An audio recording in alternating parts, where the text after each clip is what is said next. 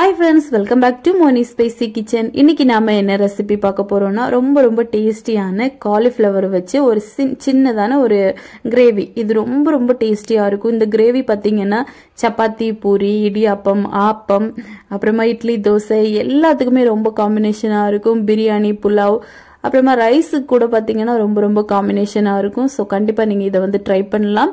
இப்போ வாங்க இது எப்படி செய்யலாம்னு பார்க்கலாம். அதுக்கு முன்னாடி நம்ம சேனலை மறக்காம சப்ஸ்கிரைப் பண்ணுங்க, லைக் பண்ணுங்க, ஷேர் பண்ணுங்க. இப்போ இதுக்காக நான் ஒரே ஒரு பெரிய காலிஃப்ளவர் எடுத்து அது சின்னதா இந்த மாதிரி கட் பண்ணி சேர்த்திருக்கேன். இதுல வந்து சூடான தண்ணி, நல்ல கொதிக்க சூடா இருக்கக்கூடிய தண்ணியை சேர்த்து இதை வந்து ஒரு மணி நேரமாவது நம்ம அப்படியே ஃப்ரீயா விட்டுடலாம். இப்போ இது அப்படியே இருக்கட்டும். அப்பதான் இதுல இருக்கக்கூடிய தேவையில்லாத வேஸ்ட், அழுக்கு எல்லாமே போயிடும். இப்போ இதை மாத்தி வச்சுட்டு ஒரு 5 வரமிளகாய் இதுல வந்து சூடான தண்ணி சேர்த்துக்கலாம். இதை வந்து அரைக்க போறோம். நான் வந்து இன்னைக்கு காஷ்மீரி சில்லி தான் எடுத்திருக்கேன். நல்ல கலர் கிடைக்கும் அதுக்காக. இப்ப இது ஒரு 10 நிமிஷம் நல்லா ஊறிடுச்சு. இந்த மிளகாயை மட்டும் நம்ம தனியா எடுத்து ஒரு மிக்சர் ஜார்ல சேர்த்துடலாம். இப்ப சேர்த்தாச்சு. சேர்த்துட்டு இது கூடவே பாத்தீங்கன்னா ஒரு துண்டளவுக்கு இஞ்சி சேர்க்கணும். சின்னதா நறுக்கிட்டு சேர்த்திருக்கேன். அப்புறமா ஒரு 2 மீடியம் சைஸ் தக்காளி இதை சின்னதா கட் பண்ணி சேர்த்திருக்கேன்.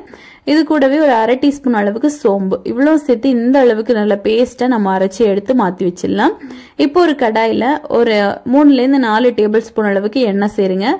எண்ணெய் வந்து கொஞ்சம் சூடானதுக்கு அப்புறமா நம்ம வந்து இதுல ஆல்ரெடி நல்லா வந்து தண்ணியில ஊற வச்சு வச்சிருந்தோம்ல காலிஃப்ளவர், அந்த தண்ணியெல்லாம் நல்லா வடிகட்டிட்டு அதுக்கப்புறமா இதை சேருங்க. இதை வந்து லேசா ஃபர்ஸ்ட் வந்து நம்ம நல்லா வறுத்தெடுக்க போறோம். ஒரு 5 நிமிஷத்துக்கு லோ ஃபிளேம்ல வச்சு நல்லா வறுத்தெடுங்க. கலர் எல்லாம் சேஞ்ச் ஆக கூடாது.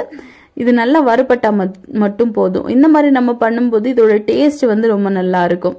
இப்போ இதை இந்த மாதிரி நல்லா லோ ஃபிளேம்ல வச்சு ஒரு 5 நிமிஷம் நல்லா வறுத்துட்டு அதுக்கப்புறமா இதை வந்து நம்ம வெளியே எடுத்துடலாம். இப்ப பாருங்க கொஞ்சம் வறுபட்டுருச்சு. இதை அப்படியே ஒரு பிளேட்டுக்கு மாத்தி வச்சிடலாம். எல்லாத்தையுமே வெளியே எடுத்துருங்க. கலர் எல்லாம் சேஞ்ச் ஆக விட்டுறக்கூடாது. நல்ல ஒரு ஒயிட் கலர்ல தான் இருக்கணும். இப்ப இதே மாதிரி எல்லாத்தையும் எடுத்துடலாம். எடுத்துட்டு இப்ப அதே ஆயில்ல ஒரு 1/2 டீஸ்பூன் அளவுக்கு கடுகு, அப்புறமா ஒரே ஒரு கிராம்பு, ஒரே ஒரு சின்ன பட்டை, இது இவ்வளவு சேர்த்துட்டு இது கொஞ்சம் பொரியட்டும். இந்த டைம்ல ஒரு 10 ல இருந்து 20 சின்ன வெங்காயம் இதை சின்னதா கட் பண்ணி சேர்த்திருக்கேன். அப்புறமா ஒரே ஒரு பச்சை மிளகாய் இதையும் சேர்த்து இது ரெண்டுத்தையும் நல்லா வந்து வதக்கி விடுங்க. இது கூடவே கொஞ்சமா கருவேப்பிலையும் சேர்த்துக்கலாம், ஃப்ரெஷ்ஷான கருவேப்பிலை. இப்ப இதை நல்லா வதக்கி எடுக்கணும். இது பாத்தீங்கன்னா கொஞ்சம் ஒரு லோ ஃபிளேம்ல வச்சு நம்ம நல்லா வதக்கி எடுத்துக்கலாம். இது கொஞ்சம் வேகட்டும். இப்ப பாருங்க இது கொஞ்சம் வெந்துட்டு இருக்கு. ஓரளவுக்கு கொஞ்சம் வெந்துருச்சு. இந்த டைம்ல நம்ம அரைச்சு வச்சிருக்கோம்ல விழுது, அதை அப்படியே இதுக்குள்ள சேர்த்துடலாம். எல்லாத்தையும் சேர்த்துருங்க. சேர்த்துட்டு இதுல வந்து இந்த மிக்ஸி ஜாரை அலசி நம்ம கொஞ்சமா தண்ணியோட சேர்த்துடலாம். இப்போ நம்ம சேர்த்துட்டோம். சேர்த்துட்டு நல்லா இதையும் வந்து கலந்து விடணும். இந்த பேஸ்ட் பாத்தீங்கன்னா இந்த ஆயிலே நல்லா வந்து வதங்கணும்.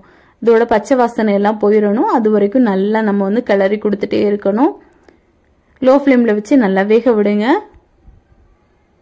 இப்ப பாருங்க ஓரளவுக்கு நல்லா வெந்துருச்சு. இந்த டைம்ல பொடிகள் எல்லாம் சேர்த்துடலாம். ஒரு 1/2 டீஸ்பூன் அளவுக்கு மஞ்சள் தூள், அப்புறமா 1 டீஸ்பூன் அளவுக்கு மல்லித்தூள், 1 டீஸ்பூன் அளவுக்கு கரம் மசாலா, ஒரு 1/2 டீஸ்பூன் அளவுக்கு நம்ம சால்ட் சேர்க்கிறோம். அப்புறமா ஒரு 1/2 டீஸ்பூன் அளவுக்கு பெப்பர், இது இவ்வளவு சேர்த்துட்டு நல்லா மிக்ஸ் பண்ணி கொடுங்க. இப்ப இந்த பொடிகள் எல்லாம் பாத்தீங்கன்னா அதோட பச்சை வாசனை எல்லாம் போகணும். அது வரைக்கும் நல்லா நம்ம வந்து வேக வைக்க போறோம். இந்த மாதிரி நல்லா மிக்ஸ் பண்ணி கொடுங்க. இப்போ ஓரளவுக்கு நல்லா வெந்து வரட்டும். இப்ப பாத்தீங்கன்னா உங்களுக்கே தெரியும்னு நினைக்கிறேன், ஓரளவுக்கு நல்லா வெந்துருச்சு.